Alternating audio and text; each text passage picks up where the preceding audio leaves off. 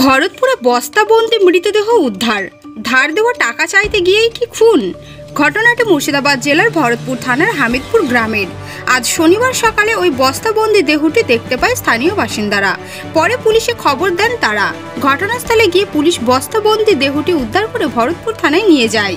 মৃতের নাম দীনবন্ধু পাল, বাড়ি ভরতপুর থানার গুন্দুরিয়া গ্রামে। মৃতের ভাইপো গোপীনাথ পাল জানিয়েছেন, শুক্রবার সন্ধ্যায় হামিদপুর গ্রামে একটি ধর্মীয় অনুষ্ঠানে গিয়েছিলেন। সেই সময় হামিদপুর গ্রামের এক ব্যক্তির কাছে ধার দেওয়া টাকা চাইতে গিয়েছিলেন। মৃতের পরিবারের দাবি ওই ব্যক্তি খুন করেছে। ঘটনার তদন্তের পাশাপাশি দেহ ময়না তদন্তের জন্য পাঠিয়েছে পুলিশ। টাকা পেত জেঠু নাম দীনবন্ধু পাল, উনি টাকা চাইতে গিয়েছিলেন। বাড়িতে বলে গিয়েছে যে ওর কাছে কিছু টাকা পাবো, টাকা চেয়ে আনবো এবং ওই গানটাও শোনা হবে, আমার গান শুনতে গিয়েছিলেন। সন্দেহ নয়, উনিই মেরেছেন, কেন ওনার বাড়ি টাকা চাইতে দিয়েছে। ওর বাড়ি হামিদপুর, করুণা নাম।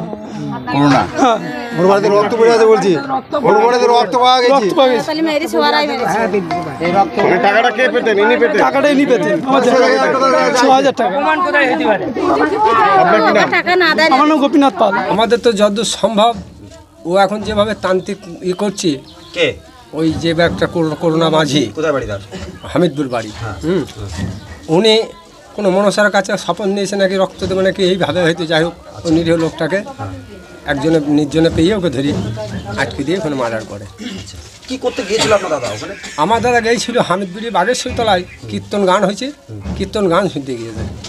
যে কীর্তন গান শুনতে গিয়ে এখন যাই হোক ওইখানে ওর বাবার সঙ্গে কিন্তু খুব আলাপ ভালোবাসা আছে। ওর বাবা খুব ভালো লোক, দিয়ে ওর বাবার সঙ্গে যে হরিনাম করে সেই বেলা হয়তো সেখানে গিয়েছে দেখাশোনা করতে। এইবার ওইভাবে ওকে কীভাবে যে আটকে দিয়েছে ওই সেই জানে, আর ভগবান জানে, আমরা কিছু জানি না। তবে তার কোনো শত্রু নাই, সে সর্বলোকের মাথার মনের তুল্য লোক, কোনো শত্রু নাই।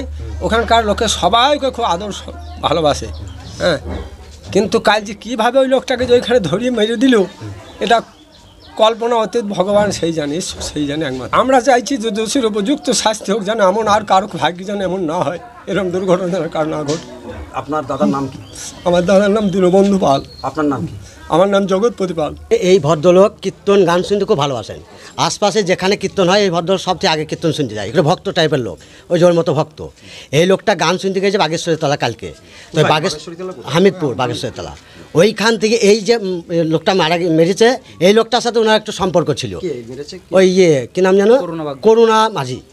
ওকে ডেকে নিয়ে ওর বাড়িতে কোনো কারণ ওকে মেরেছে, কী কারণ আমরা বুঝতে পারছি না। ওর ঘটে রক্ত দেখা গিয়েছে এতটা পর্যন্ত। সকালে যখন খবর পাই যে একটা লোক বস্তায় ভরা আছে, তাকে বলছে দিনুপাল। আমরা কিন্তু আমার বাড়ি এখানে দুটো পাড়া পড়ে, আমরা বলে এই লোকটা মার্ডার হইতে পারে না, কারণ এই লোকটা তো কোনো শত্রু নয়।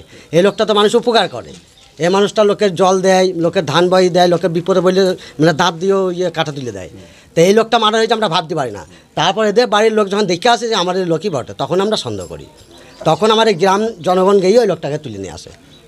কোনটা কি কারণে হতে পারে বলে আমরা এখন পর্যন্ত কিচ্ছু ভাবছি না। এই লোকটা যদি কোনো দুর্ধর্ষ লোক হতো আমরা ভাবতাম, কারণ আমার মনে হচ্ছে এই লোকটার পিছনে ওই লোকটা কিছু একটা তান্ত্রিক ওই রক্ত দেবো এইসব নিয়ে ষড়যন্ত্র করে করি। সেটা কীভাবে বুঝলেন?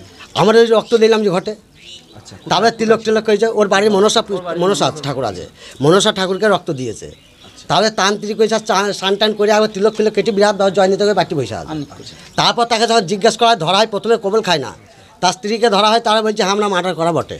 তার স্ত্রীকে ছেড়ে দিয়ে ওনাকে নিয়ে আসা হয়েছে, মার্ডার করা কবলও খেয়েছে, স্বীকার করেছে। হ্যাঁ, কিসের জন্য করেছে সেটা বলছে না। এখন কি চাইছেন আপনারা? এখন আমরা চাইছি যে এই যে ভদ্রলোককে মেরেছে, এই ভদ্রলোকের বাড়ির ক্ষতিপূরণ ওকে দিতে হবে। এর সংসার চালাবে কী করে? বিধবা মেয়েটাই সংসার চালাবে কী করে? ক্ষতিপূরণ দিতে হবে। আর এর যাতে সাজা হয়, পুলিশ প্রশাসনকে তার কঠোরতম সাজা দিতে হবে। আর পুলিশ প্রশাসন আমাদের গ্রামে যা ব্যবহার করে গেল, এরম ব্যবহার করাটা ঠিক হয়নি। ব্যবহার করেছে আমাদের গ্রামের লোক, বলছে আমরা ওকে ছাড়বো না, ওকে আমরা করবো, আমরা আটকে রাখবো। যেটা অভিযোগ যে আপনারা নাকি ওকে গ্রাম থেকে তুলে নিয়ে আপনাদের গ্রামে নিয়ে এসেছেন। হ্যাঁ, আমরা চাইছিলাম যে ওই লোকটাকে আমরা গ্রামে রাখবো, আমরা গ্রাম থেকে বিচার করি যা সাজা হোক আমরা সাজাটা পুলিশের হাতে দেবো না। পুলিশ আমার এখানে কিছু লোকের ওপরে লাঠিচার্জ করে তুলে নিয়ে যায়। কিন্তু এটা তো আপনারা কি সেটা আইনত কাজ করেছেন?